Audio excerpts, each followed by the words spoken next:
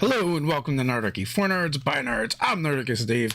Today I am hanging out with Tom to talk about the Deck of Inspiration and a bunch of other stuff as well. You're part of something called Quests and Chaos. If you'd be so kind to introduce yourself and give us the elevator pitch. Oh, okay, the elevator pitch. I am Thomas Cook. I am the creative director at Quests and Chaos. It's not my day job, but it is. Hopefully it's someday. We are a tabletop streaming channel, so we do Call of Cthulhu, Dungeons and Dragons, Carbon 2185, all sorts of live streams that we put on Twitch, YouTube, and podcast. And we are branching out. One of the reasons we're here is a physical product. So a Deck of Inspiration that we're launching on Kickstarter right now. That's my salesman. Okay. Yeah. Are you tall? Are you a tall person? 6'4". I can tell because those cards look tiny in your hands.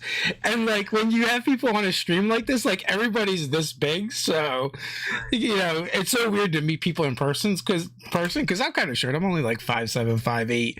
And then I meet everybody and they're always up here. Right. You're working with Nord and like those folks are all like giants over there. They like imported them straight from Scandinavia in the mountains someplace. They thawed them out from the ice, I think. I don't know.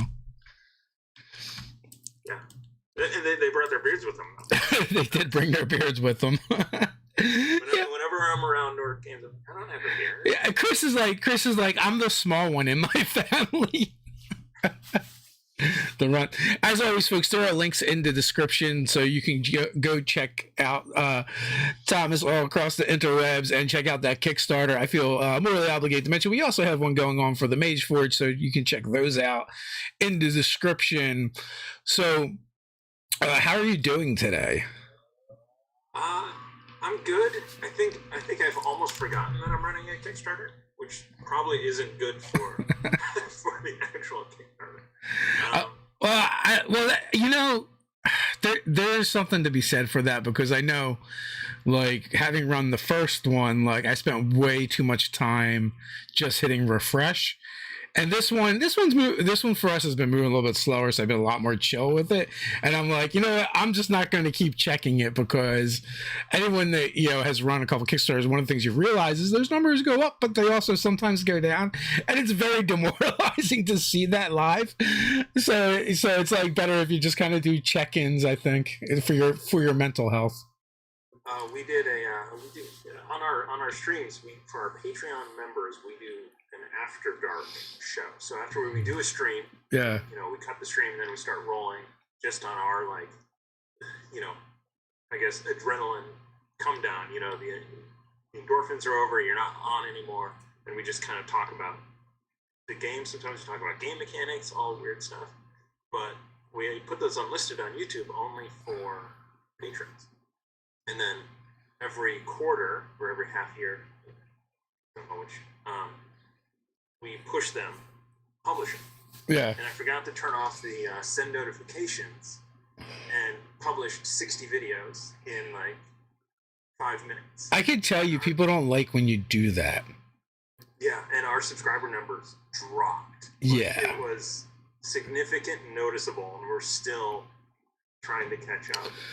We so we had a bit of a faux pas where like as we grew as a channel, our content really kind of changed. It got better produced and we learned things, upgraded our equipment. So I was like, well, maybe we should just unlist all that other stuff that we had. And so I did. And then I was like, you know what? I don't think it's not really making a difference. Might as well turn it back on. What I did not realize was they didn't get notifications for those videos. That was fine because they'd already been live at one point or another. But we had been doing patron-only content like yourself that never got listed. And, we were like 60 to the 100 mark. And like, it was the perfect way to watch your subscribers drop by a couple hundred within hours. I can tell you that much. That was I don't know if it was demoralizing at that point or if it was, the ironic, funny Yeah, that happened. I mean, if you can't laugh at yourself, who can you laugh at? Yeah. How did you guys get started? With Quests and Chaos, what was kind of the impetus for that? So this is going to go back a long time, I suppose. My wife and I were early fans of Geek and Sundry. When she was releasing the Guild, we actually had a web series that we were doing at the same time. Ours was about a theater company and putting an off-Broadway show on. So, not in the gaming space, but in that web series space. So we were very much inspired by the Guild and how well that had done, and how she turned that into, Geek and Sundry. Really turning it into, sponsored spots for Dragon Age that were in that narrative format, and that's where we originally wanted to be. So we actually have a web series that we are working on at the moment in post-production.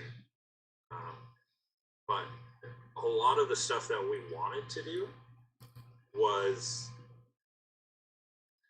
like 10 grand for an episode, in costumes and actors. That's a lot of YouTube views. If you want to make that work.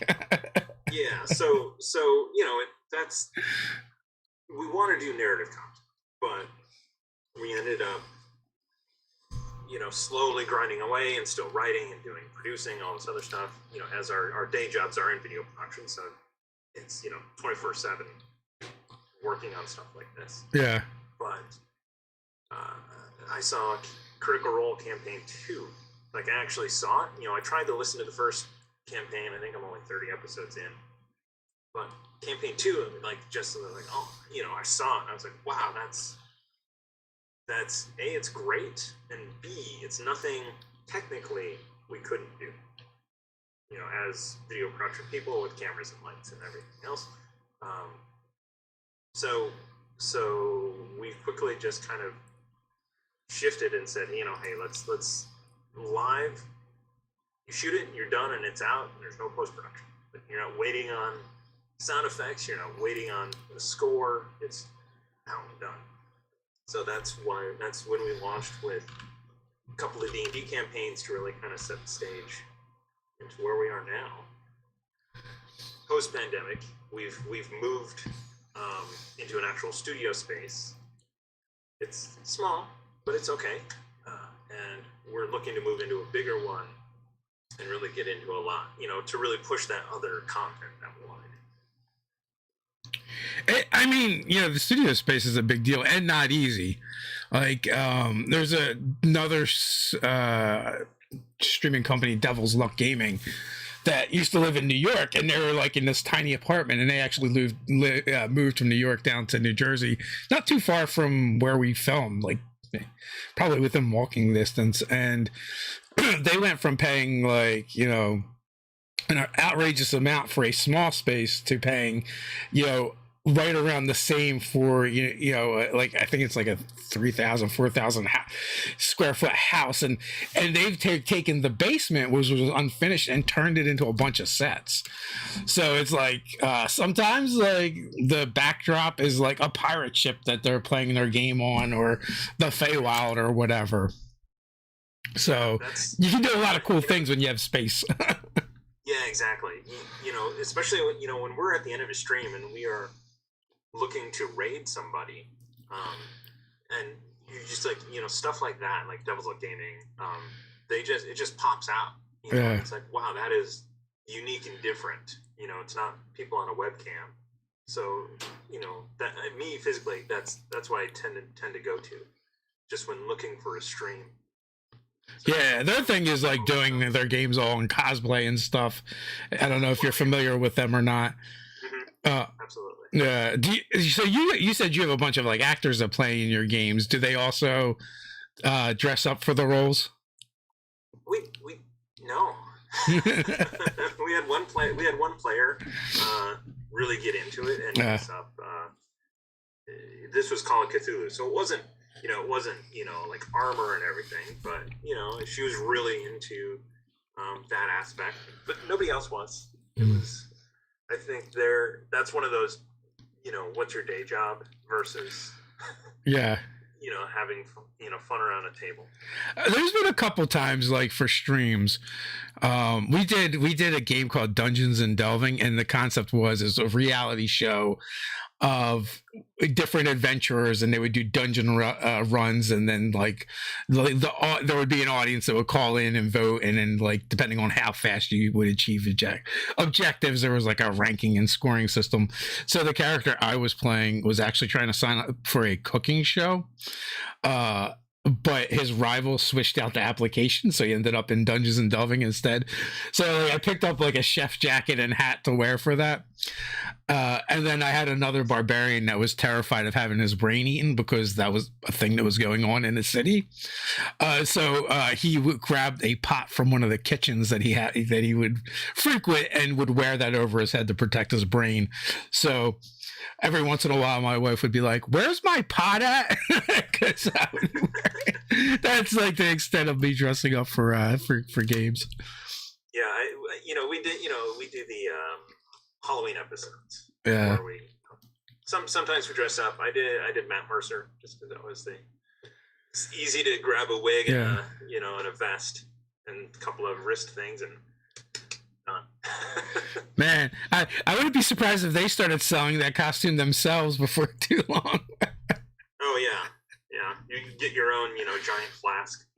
Yeah. Before you know it, you're gonna go to your Halloween parties and it's gonna be nothing but Critical Role casts. I mean, they do not miss an opportunity to merchandise. So how often do you guys stream?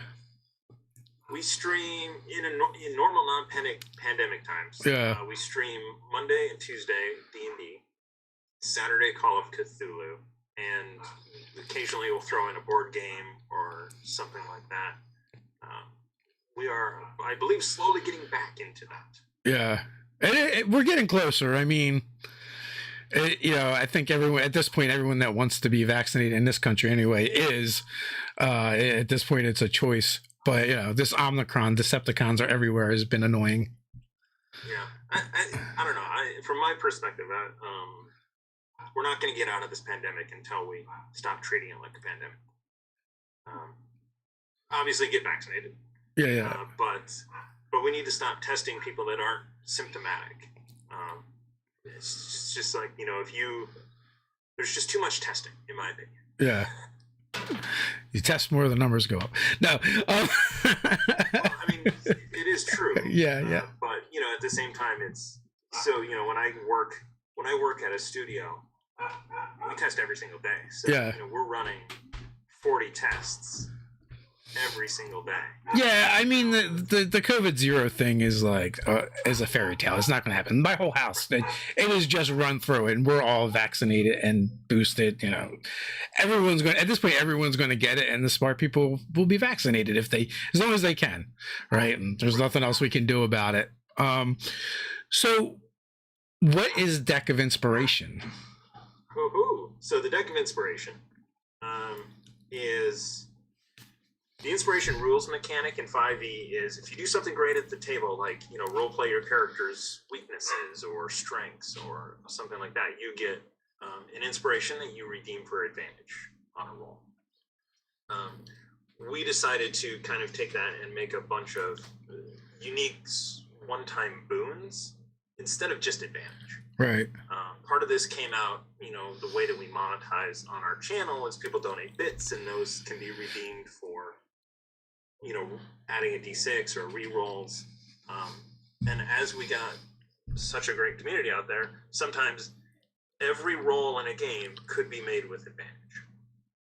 And it was game breaking. So trying to come up with a way to continue that funding model, and also not break the game. So just kind of looking at, let me grab a card at random. Some of them are better than others. For instance, this one is called Critical Strike.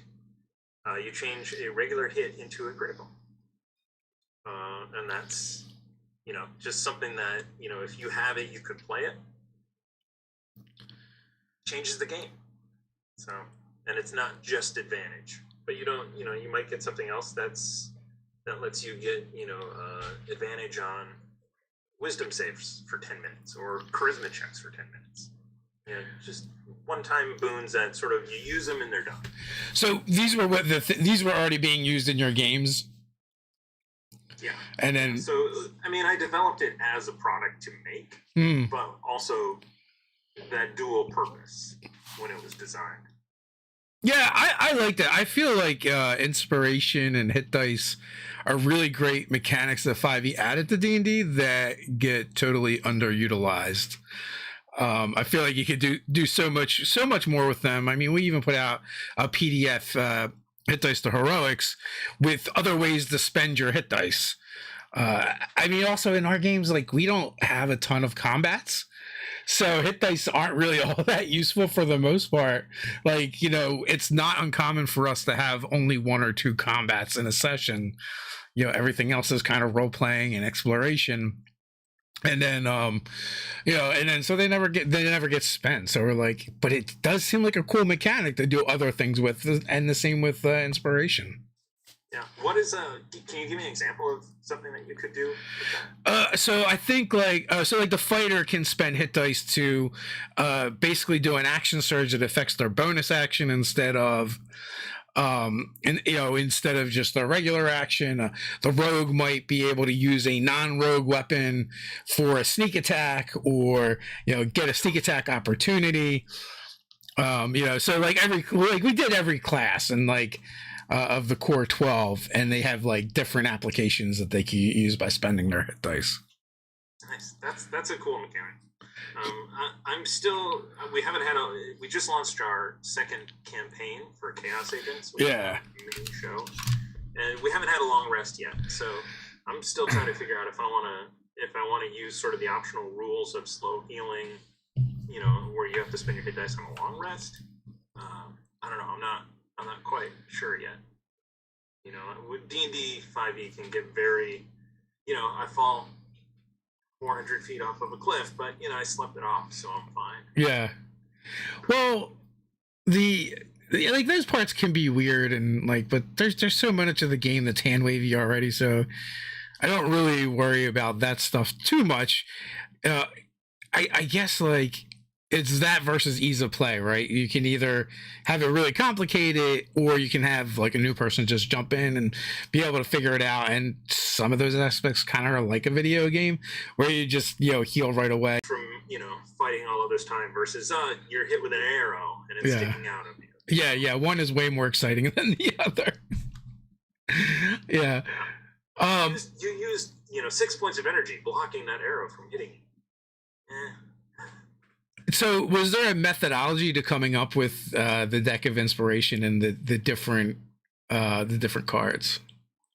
So, well, one of the things that we wanted to do is we wanted to not overlap with the Nord Games luck deck at the time, which is now Fates and Fortunes. I call it Fates and Fumbles for some reason. But Fates and Fortunes, sort of where they have you play a card and you get +5, or you get advantage, or you get extra damage. So we wanted to do something that was simple, one-time use stuff that didn't overlap with that deck. So then we started looking at different things and abilities of different characters. So for instance, the Light Domain Cleric has Warding Flare. So we kind of made something similar to that kind of had the similar effect of, you cause disadvantage on an attack that you can see by, throwing dirt in their eyes or something like that, so that anybody could have an effect like that. So that's one of the cards. Basically lets people do that, and then just kind of trying to think of cool stuff. Bull Rush, for instance. You use an action to move 30 feet in a straight line, and everybody in that line takes damage, and you don't suffer attacks of opportunity. And that's like an action.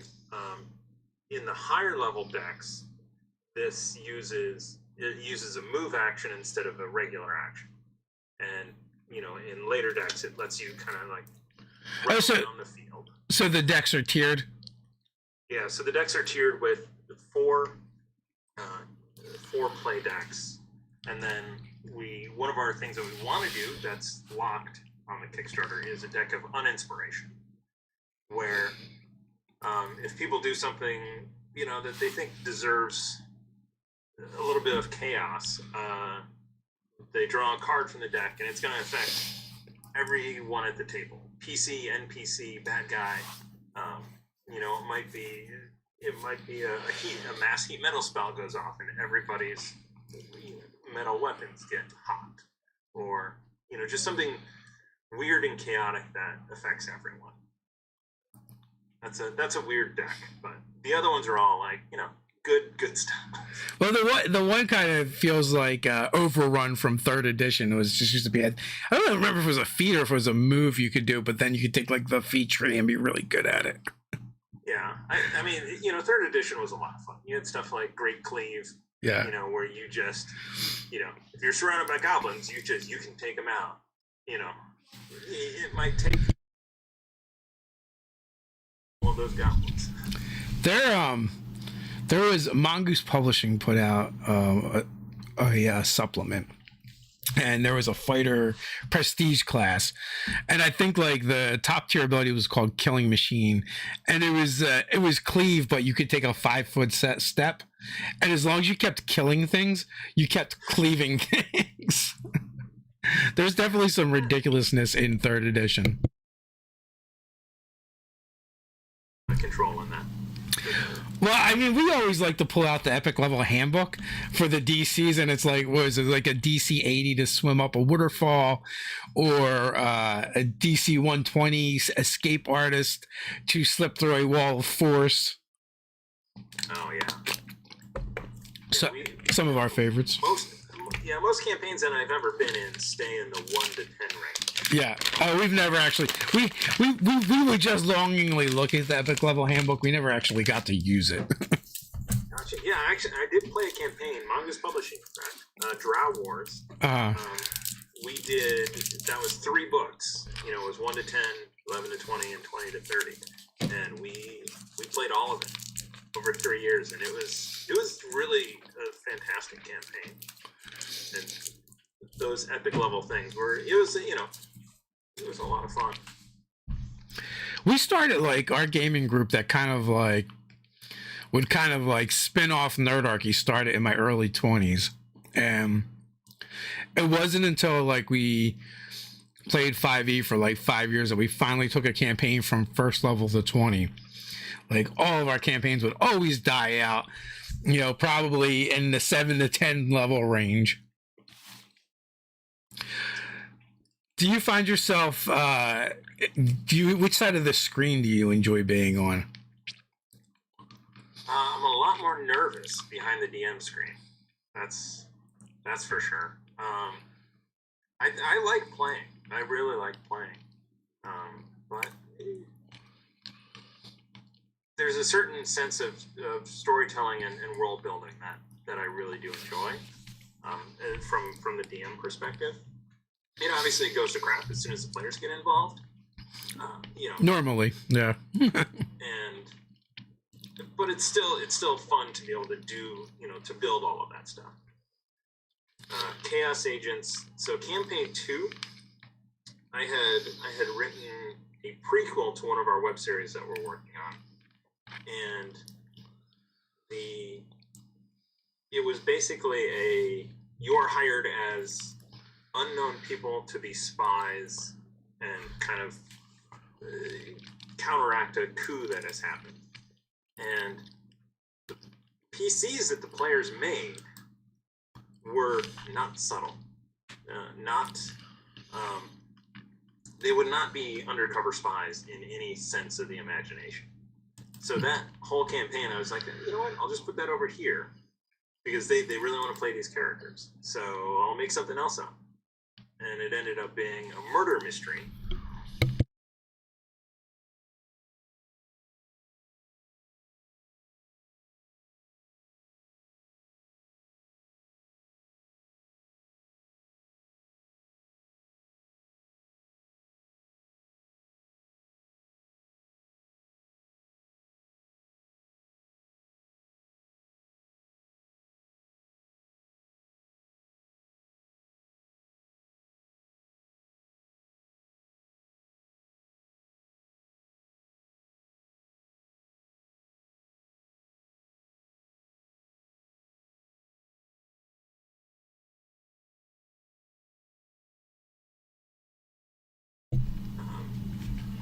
It's also sometimes annoying when you're like, oh, I had this really fantastic idea, and it'll be serious and amazing, and then you get to it and you're like, no, we're doing Benny Hill. That's what it's going to be. So lean into it and let the players have some fun. So apparently you were muted. Not on your end, on my end. I apologize. This whole time? No, not this whole time. Just then.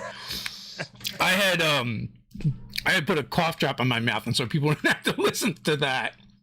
I see. I had muted, and apparently I had muted you as well. My apologies to both you and everyone else. That's right. Yeah, honestly, it wasn't that important. So for me personally, I find like it's like whatever I'm doing, I want to do the opposite. If I'm the GM, I want to be playing, and if I'm the player, I want to be GMing. It's always like that. How did you get into RPGs? When did you first start? 82. I was 7. It might have even been earlier than 82. 82 is when I bought my first book, or somebody bought it for me, the first player's handbook. My older brother was into it and needed so me and my cousins, we'd play growing up in the Midwest. Snow days, we'd get together and play. Summers. So it was an older brother thing. But I was really young. I feel like pre-internet, like that's how a lot of people got started. It's like it was either an older brother or someone else's older brother, would recruit you into the game. Is how it happens. What's your favorite edition? Do you have a favorite edition? That is I really like 5th edition, just in the ease sort of getting into it, and just everything that happens with, I guess, which is what made it popular. Just the ease, the fun. 2nd edition was great for all the lore, all of those extra rules and all those splat books are actually a lot of fun to read. I did, when 2nd edition was out, I did way more reading of those books than I ever did playing Dungeons and Dragons. We had a weekly game, but I was spending, all the time going through, modules and Arms and Equipment Guide and like Aurora's Whole Realms catalog, all of that weird extra stuff. I feel like AD&D was really great for supplements for the lore and the kind of like the story elements, which is really weird because back then we hardly did any role playing, but like all the lore was there and it was really cool. And like, like one of my favorite series was they did the Sahagan, the Beholder, and maybe the Illithid, where they each did like a book on each of the monsters. And like, I just remember, I Tyrant was the name of the Beholder one, and that just sticks out because it's I everything nowadays. But I don't know, maybe they should have sued Apple back then. But yeah, like that stuff was really cool. But then you got 3rd edition, and it wasn't really so much about all the cool lore. I feel like it was more about like all the new mechanical choices and how you could like stack things together. And I definitely remember, like, both as a player and as a GM, sitting on the floor with books all around me, or like in a fort of books, and you're either building a monster with 17 templates or, trying to figure out the perfect feat tree for your fighter or whatever you're playing. Yeah, I did one game of Pathfinder 2 for a stream. And just making a character was insane. I think I was 3rd level and I had like 7 feats. Yeah. In Pathfinder 2. I'm like, I don't even like some of the feats just give you a different feat. Yeah. And I was just like, why? No, that, 5th edition compared to that is so much more streamlined and easy to get into. I mean, we were much cornier when we were younger, and like we made up the feat called bonus feat, and all it did was give you a bonus feat. So net 0. Nice. But but But you know, back when third edition first came out, compared to second edition, where you didn't really have a lot of options and choices, you know, and all the characters were kind of the same. You know, the feat system and the skill system, and also in AD&D, like they did implement some of those things, but they're also scattered throughout different books and all like these like tacked on subsystems where third edition kind of unified and codified everything, and also made it so you always wanted to roll high, where in AD&D it wasn't like there wasn't more rules in AD&D, but the rules they had just were overly complex for no reason. Like, here's a formula to figure out this thing, instead of like in third edition where they made it real simple. It's like, when I was at Gen Con for the launch of third edition, and like getting the book and reading through it, it's like, you know, just that epiphany of like, wow, this is so much easier, right? This makes sense. Everything's just you just add a bonus, you want to roll high. Yeah. And you know, obviously as it went on and on and on, you got to, 30 different bonuses that add 30 to 40 points. And you're like, what is this all about? But so Brian wants to know if the inspiration deck is the first Kickstarter you've done. This is the second Kickstarter. The first one was for our merch for the channel. So we did a series of 3 t-shirts and some flasks and a set of coasters. So a lot of just, ways to support our channel that weren't just direct, donations to us. So that was our first Kickstarter.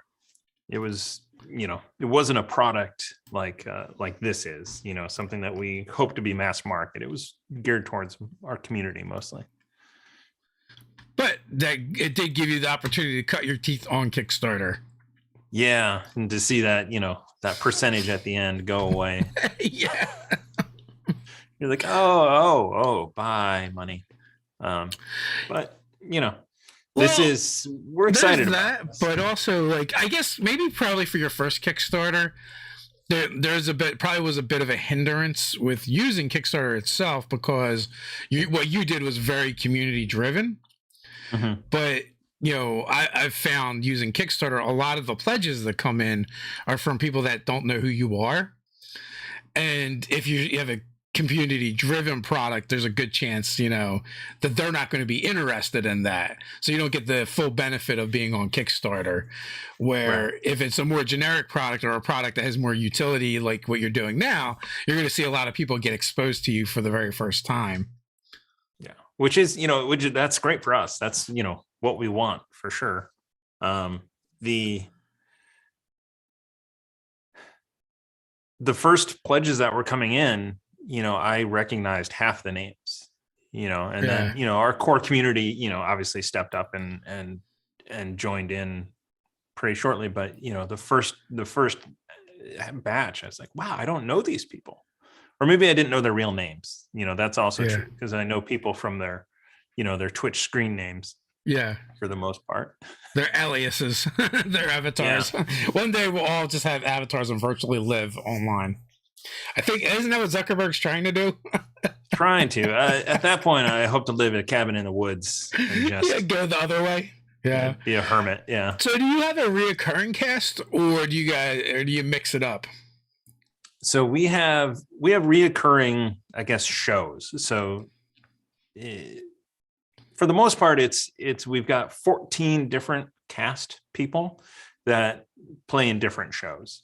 So our Monday night show is a certain set of people from other shows. Yeah, I don't know. Yeah, I mean, 14 different people playing 3 to 4 different games a week. It's essentially what it is. Some of them play in multiple games.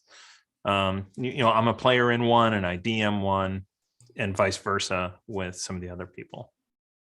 Also, I find a lot of shows kind of share casts anyway across the different streams. It's a very weird time to be alive in a good way. Like I could never imagine people consuming role-playing games as entertainment, watching other people play it as opposed to just playing it themselves. Even when we first started, we're kind of like, should we like put these on the internet? Should we show people that we play? Who's gonna watch this? Like, and Yeah. I think our like very first one we put up has like over 150,000 views on it, which I mean is nothing like compared to some of the streams, but like even at the time we're like, wow, people want to watch this. Like, yeah, and I was telling you before we started, like our camera angle was terrible, the audio was probably terrible, and it wasn't a show, it was just our game.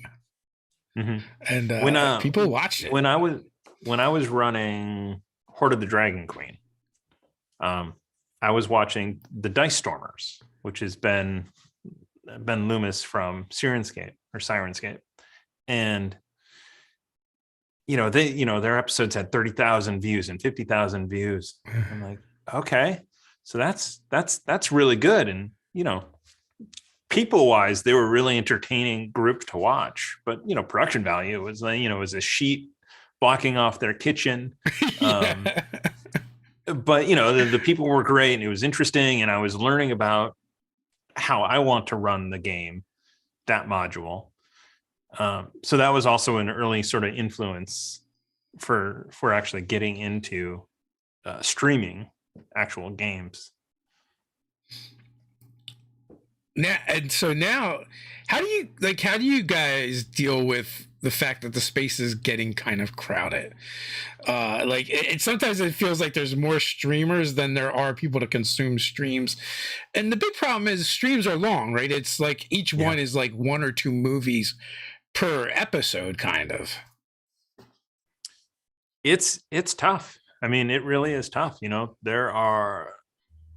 I mean, I look at sports, right? So people watch sports and they get invested in their team, and they buy T-shirts and hats and this is sports. It's a way to find other people that are interested in the same things you are, whether it's a completely chaotic stream or it's a heavy role play type of stuff or board games. So I don't know. I just feel that it's kind of like that, where people gravitate to each other, and the internet has given us a way to actually come together and enjoy the same stuff. I think that's a great analogy. The only thing I'll say though, the NFL only has 32 teams. Yeah. And I mean, if you think, the cream will always rise to the top, though. Yeah. So a football stadium at max is going to hold 30,000 people. Yeah. Critical Role every week has 100,000 plus live, and then the YouTube and the podcast after that. I mean, that's just that's, you get that mass of people, you have so much of a community of shared experience. What has been honestly, the most popular show for you guys to run? So Chaos Agents is our most popular show. I think that the cast really came together well. We actually did a casting call for it, so we put it up in our local acting resources, and we auditioned everybody at the table, except for Warren. I had worked with Warren before, and I had reached out to him directly and being like, you have to be on our show. But everyone else, we actually did casting sessions and auditions. Yeah. We probably did talk to 20 to 25 different people for this show, and ended up with 4 great cast members, and we just added a 5th for this campaign because they moved back to the area. So it's like, okay, great. Now we have, and for some reason we just gelled. It was some of our shows, the cast doesn't gel that well, and it's not as fun. With this, everybody just suddenly was instantly, sort of connected and friends. So that was really, I guess, that's our lightning in the bottle, is how well this Chaos Agents cast came together. It's funny because one of the other streams out there, I don't think they do it live. I think they pre-record everything, but they kind of went through the same process. And then they ran a campaign with the people that were going to be the cast first before actually doing moving on to a game. So like for however many months, and then one of the players was like, I didn't know. I thought we were doing the thing. And then it's like was because like one of the things I noticed when I checked them out, I was like, oh, they really have good chemistry together. And one of the things that they had done to try and help with that was to play together first, and then and then start the show. Do you guys do anything like that, even if it's like 1 or 2 sessions? Early on, we did a number of. It served 2 purposes. One was technical sort of testing early on when we were starting, and the other was role playing, how we would go and figure this stuff out. Right away, my first concept for sort of the audio, what we would do, we did a test, and it was just like, nope. I have these microphones, but it doesn't matter. I have to use different microphones. So some of that early testing was for how we gelled as people, and then some was technical. How do we actually make this look real? Yeah, it's funny. My son just decided he wanted to try streaming. Not RPGs, but video games. Mm-hmm. And he had like a terrible time with it the first time. I was like, "What, did you do a test?" He's like, "What do you mean?" It's like, well, you should always try a dry run first to see how things work, and even still, things will break when you do the real thing. Yeah.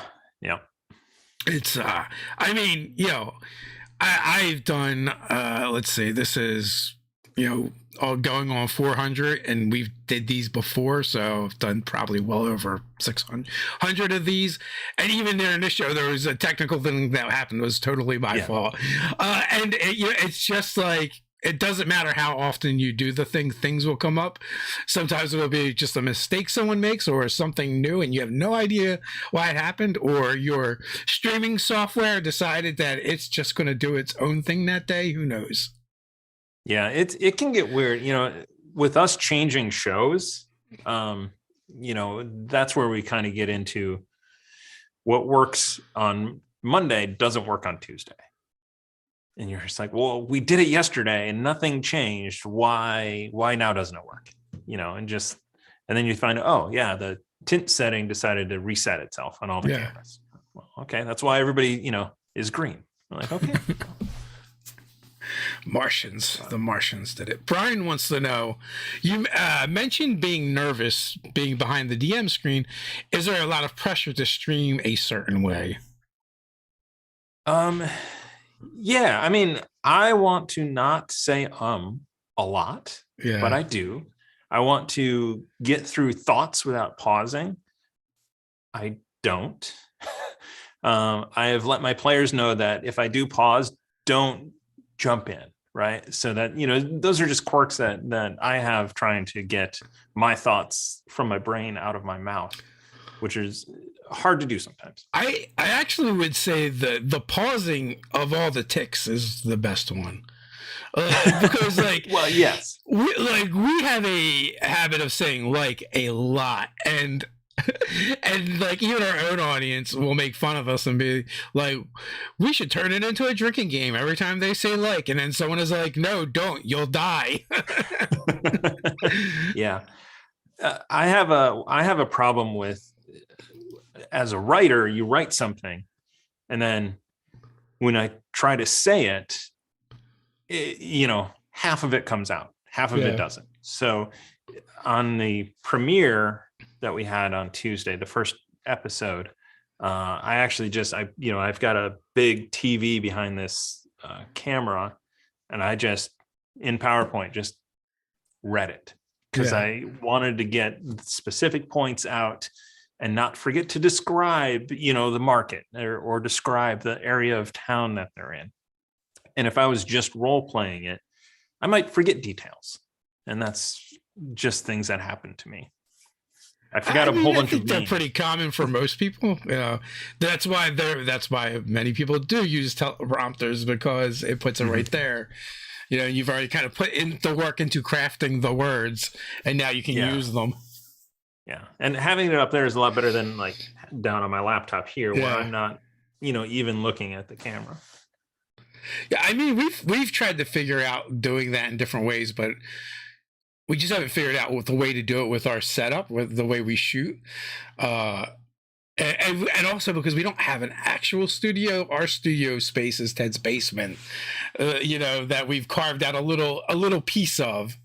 But in the meantime, he still like lives there, and his family still lives there. So it's not quite the same. Yeah, I mean, having a space, there's a lot of overhead in that. A whole extra set of internet and heat and electricity and rent. So yeah, I imagine that adds up fairly quickly. Hence now that's why you're making decks of cards. Yeah. Well, I was like, I mean, there are so many decks out there that are extremely popular. Yeah. One of the things recently that I backed was a deck of rumors. It ended up being, I think, about 5 or 6 card decks of just, like bulletin board type of rumors, missing sailors. You're like, oh, it's just a little aid to get you into sort of, role playing. And that did like $70,000. Like, okay, well, okay, let's do that. Yeah, stuff like that is great for inspiration. There's like dice that kind of do the same thing as well. There's a bunch of those, although you're going to be limited on the number of dice you can roll. It says the cards are kind of nice. There's all kinds of plays, and even like the other types of cards, like the ones you guys are doing now. It's nice to physically have something to give someone and put in front of them. And it helps to remember too. Like even our own game for inspiration, we have like the fake pirate treasure, and we hand those out so people will remember that they have inspiration to spend, and also the jar being in front of the GM reminds them to give out inspiration. Otherwise, it's a mechanic in our own games that tends to get forgotten. Yeah, it is very strange, because we have so much inspiration at the table. That's what we call our, all the bits that we get from donations. Playing in a home game where there's no inspiration, you fail a roll and you're like, oh, I just failed a roll. There's nothing I can do. Do you still play any home games? I do some, not as I don't know if I would say not as much as I want. That Drow Wars campaign, we continue to play. This is 13, 15 years later. That group would still get together until the pandemic happened. But so it's hard as a content creator because whenever you do a thing that's in the space where you're working, you start to feel guilty that you're not monetizing it and producing it as content. And that was something we had to kind of grapple with. And there was several reasons why we stopped recording our home games and putting them up. One was we just didn't do a good job on the technical side, and there's a lot of other people that are doing it much better, so people can enjoy those. And two was like the way we were doing it, in the sense that we just kind of recruited our friends, and like not even recruited, we just kind of conscripted them into it. And three too, like a stream game or a game that's going to go on out as a show, it never really plays exactly like a game at your table. And so, it gains some things, but it also loses some things. I'm not going to say one is particularly better than the other, but we had consciously decided to make the decision that we were going to keep these things for ourselves and just enjoy it with our friends. And then when we do stream stuff, we would just do it with that intent. Right. I think with us, and it could be because so many of the people are actors. There's a lot of role play that happens in our streamed games. Way more than ever happen in a home game. Yeah.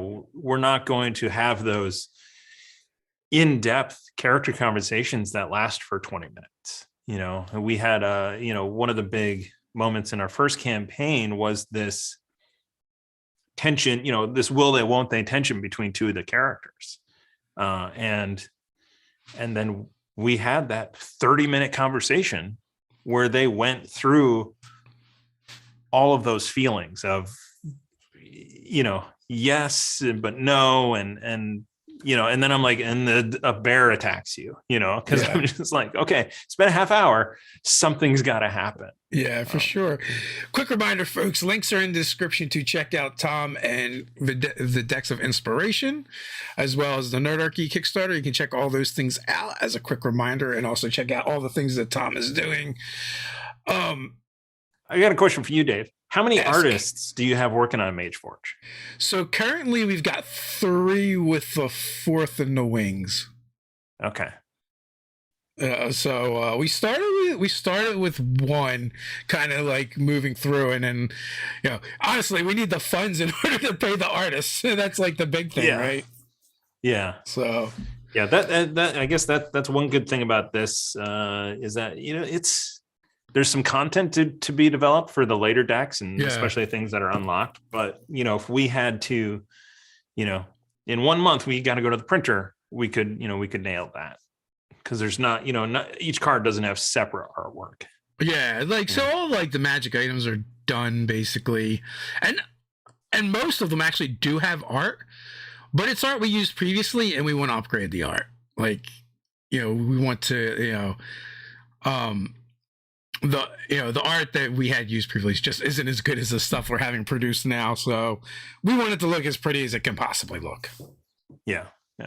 And then I'd love to hear about the tarot size. So I was talking to Chris at Nord Games about, they're moving towards tarot size decks. And obviously, I think it had been a couple of months since I talked to him. They must have made that decision between the time that, I'm like, okay, we're going for it, to when I talked to him before.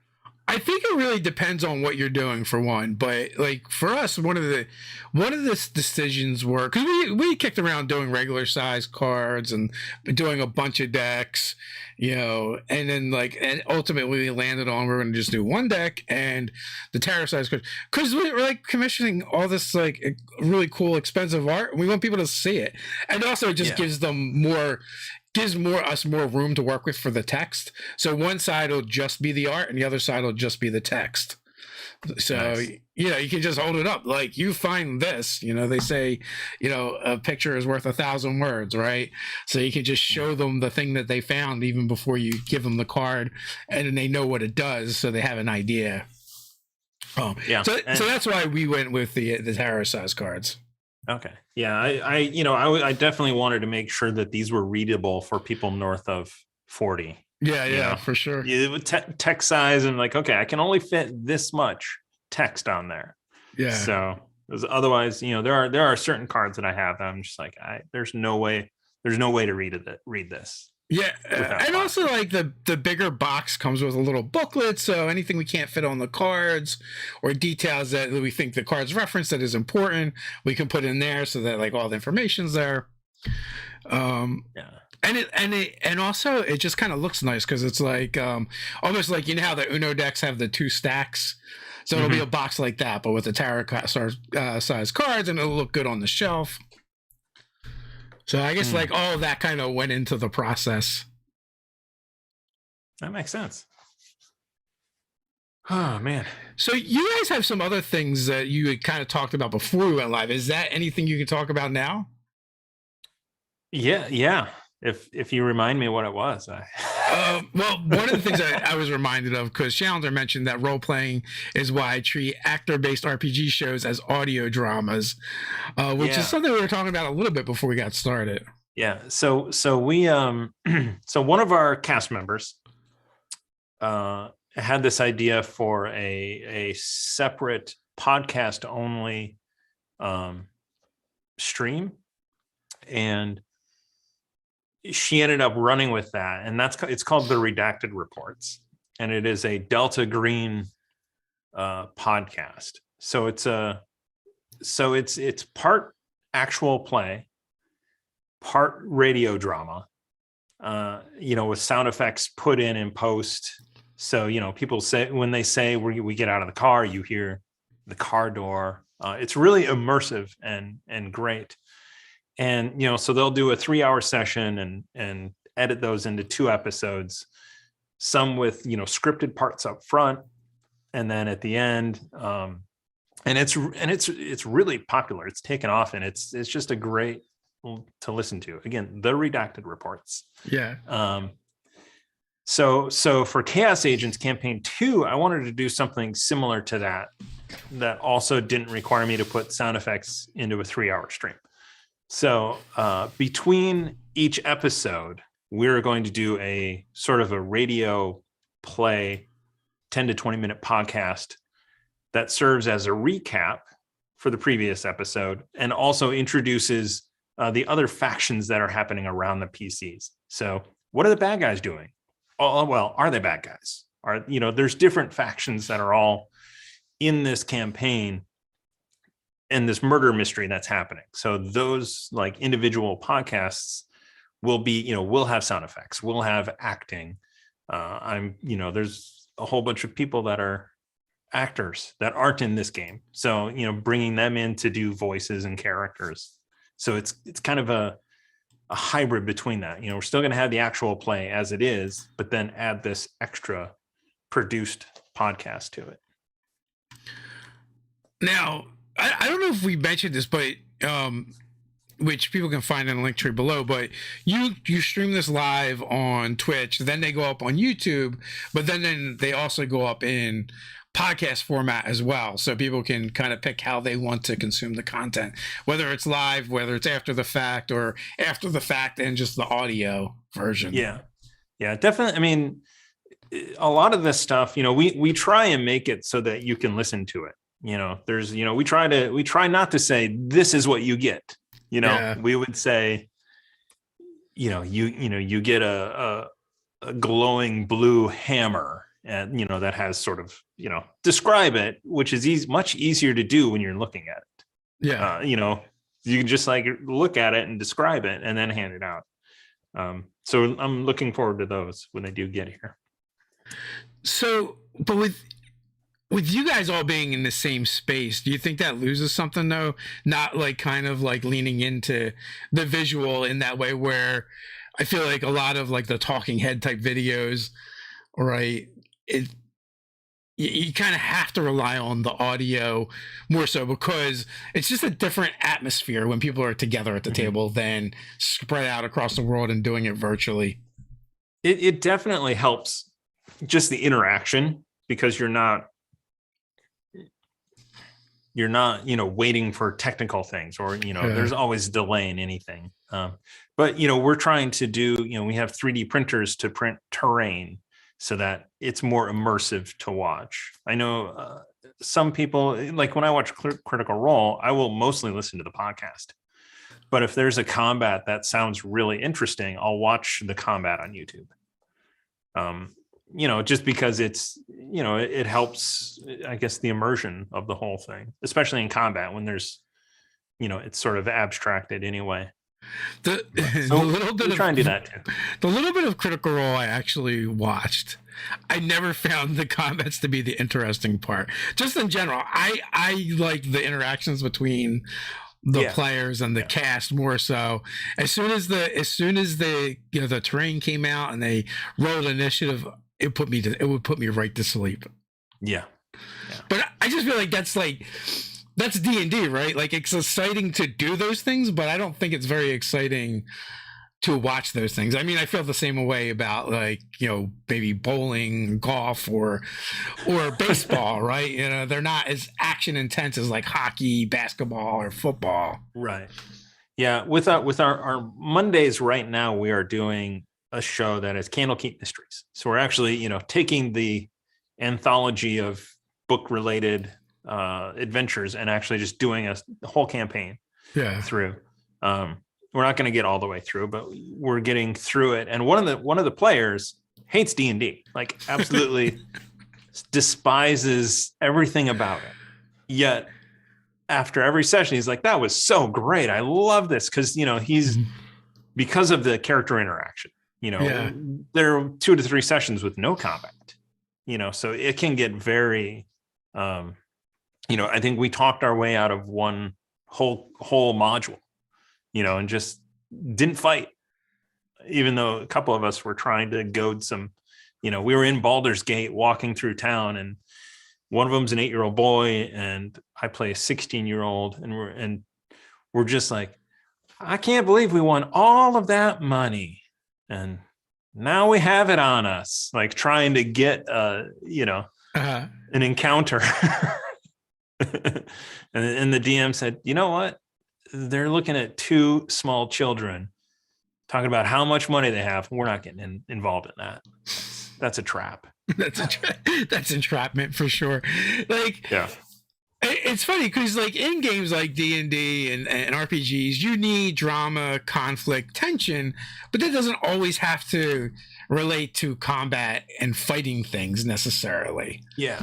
And I think that's, that's not necessarily what's going to make the outcomes interesting. They can, but also resolving these problems in other means can also be fun and interesting as well, and enjoyable.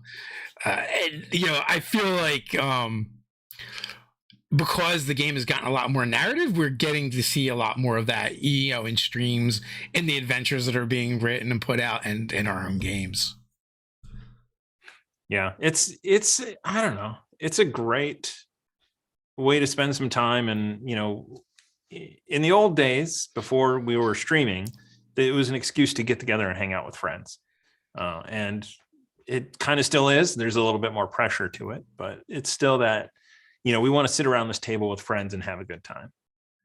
And yeah, that's funny because I've always looked at it that way as well, or at least at different points in my life. Like early on, it was probably like about playing the game, and then at some point it shifted to like we were all adults with adult responsibilities, and it was like this one day a week that we just got together and hung out, and it just so happened the thing we would do when we did that was play RPGs. Yeah. That like we weren't watching sports together, we weren't going to the bar, we weren't doing any of these other things. Instead, this was just like our thing. What is your favorite non-D&D game? I love board games. As far as things to do, I don't play them that much. I love, honestly, Pandemic Legacy is my favorite game, and there's only I've played that game as much as anything, just because it's 12 to 24 games per campaign. We do a Call of Cthulhu show. We just wrapped up our Down Darker Trail, so Cthulhu in the Wild West. That was a lot of fun. Cthulhu is one of those weird things for me, though, because you're a regular person. Yeah. Yet at some point you have to, you have to fight evil things, and you can't be a regular person and, kill a monster that might turn back into a human, and then you'll be on the hook for murder. I kind of like the Delta Green caveat of, you're working for an agency that can help cover up some of these bad things that you did, because, in any Cthulhu campaign, you can't avoid being bad, because the rest of the world doesn't know that was a monster. I don't know, maybe you're just crazy in Cthulhu. It could be. And they're not monsters, and the players are. Did you see the movie? It's an horror movie, Through the Mouth of Madness. No, I haven't. So it's like when the movie ends, it's like you're left with a question: did the world go mad, or did this person go mad? And then it always felt like that. That's how Cthulhu should feel anyway. With that, we are past the hour mark. And final thoughts before we head on out. Just if you guys want to share this, the Deck of Inspiration is on Kickstarter now. We are really excited about this product. It is a 5e accessory for enhancing the inspiration mechanic in the game. We stream Monday, Tuesday, Saturday nights Pacific time, so like 7 p.m. Pacific to 10. And D&D Call of Cthulhu. We have just launched our Chaos Agents D&D campaign 2, which is called Murder in Port Thoria. It's a murder mystery with the barbarian and a paladin stomping through town. And there are other players, but those are the ones that are going to stand out in a city-based murder mystery. We have Call of Cthulhu. We are just starting up Children of Fear, that big campaign. We're starting that in February. And then our Natural One campaign, which is a darker, grittier take on D&D, that's going to start up also either at the end of February or the very beginning of March. So we're launching, relaunching post-pandemic in the studio content. Nice. Thanks for coming on. I appreciate it. As always, folks, the links are in the description, so go check them out. And until next time, stay nerdy.